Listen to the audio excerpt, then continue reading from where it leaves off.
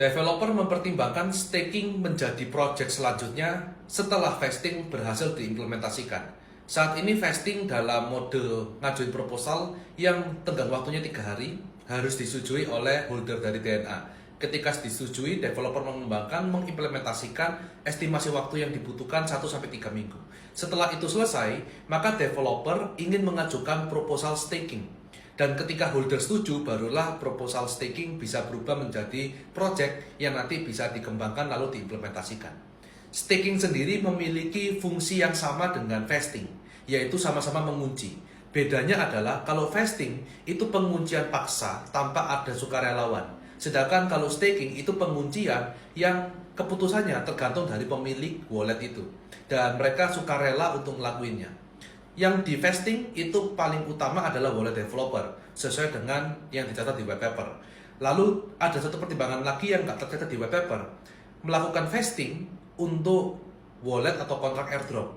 Jadi airdrop itu mau di vesting, dikunci supaya nggak menyebabkan volatility di market nanti ketika DNA sudah listing. Jadi tujuan utama vesting dan staking ini diimplementasikan adalah untuk keamanan dari stabilisasi market. Suatu hari nanti pada saat DNA listing, maka mereka yang memiliki modal besar atau aset besar mampu menggerakkan harga.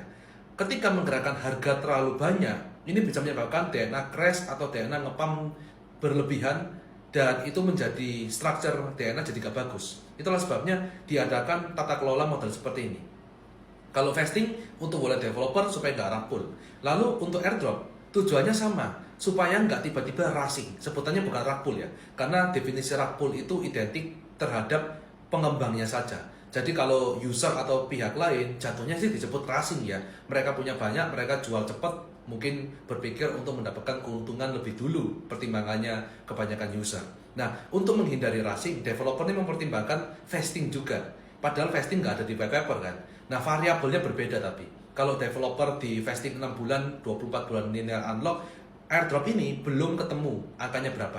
Karena nanti pun developer akan ngajuin proposal terhadap vesting airdrop. Disetujui, baru developer bisa mengimplementasikan terhadap variabel angka yang menyusul ke depan setelah vesting developer sudah selesai dan staking ini juga bisa dijalankan. Nah, lalu staking sendiri. Staking itu bertujuan untuk ngunci wallet yang bukan dari pihak kontrak utama tokenomics, bukan kontrak developer, bukan kontrak airdrop, bukan kontrak treasury, tapi user atau holder DNA. Kenapa kok holder DNA nggak bisa di vesting? Karena pada dasarnya desain dari DNA, setiap user yang megang token itu powerful terhadap asetnya, benar-benar decentralized. Prinsip DNA itu sama seperti Bitcoin. Jadi ketika holder punya token, developer nggak punya kuasa untuk bekukan, untuk ngunci, untuk mindahkan, atau untuk ngelakuin apapun. Nah, satu-satunya cara adalah mereka punya keinginan dan sukarela untuk mengunci asetnya karena ada project staking yang dikembangkan developer. Dengan imbalan hasil atau reward, entah berupa token atau berupa US dollar, yang nanti hitungannya pakai APR. Jadi ditaruh di locking untuk dalam waktu berapa bulan, setelah itu mendapatkan bunga, setelah itu baru bisa di-unlock. Tujuan di locking supaya nggak menyebabkan market volatility terlalu banyak, apalagi yang hold jumlah besar. Pada dasarnya prinsipnya sama kan, sama-sama dikunci.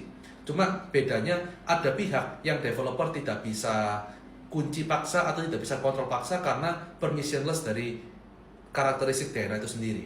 Sehingga dibuatlah protokol vesting, objeknya adalah holder DNA. Dibuatlah protokol vesting, objeknya adalah kontrak yang saat ini di dalam kuasa developer, yaitu kontrak wallet developer sendiri dan kontrak airdrop yang saat ini terbuka.